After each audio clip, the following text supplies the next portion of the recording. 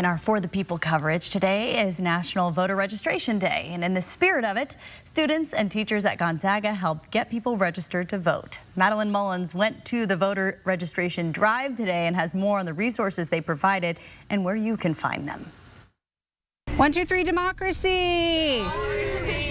I'm here on the Gonzaga campus where students are sharing with their peers about why it's so important for young people to be involved with their politics.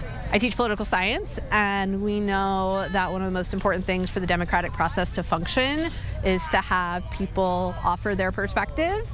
One of those perspectives is that of young voters. I think our voices really do need to be heard, especially at Gonzaga when most of us weren't eligible to vote during the last presidential election. To help get young voters more involved, It means you're registered in Spokane. Yeah. Rebecca Donaway and Sarah James held a voter registration drive with their communication and political science classes. We got 11 registrations, friends. 11 new voters.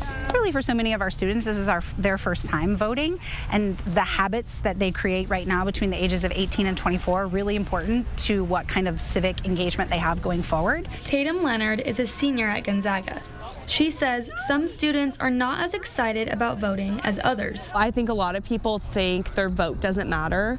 But James says that is not the case. That might feel especially like it is the case for something like the presidential election, but there's so many local and state elections that are happening that can be won by a couple hundred votes. They had lots of resources available for students, and some of them can be found online at vote.org and vote.gov.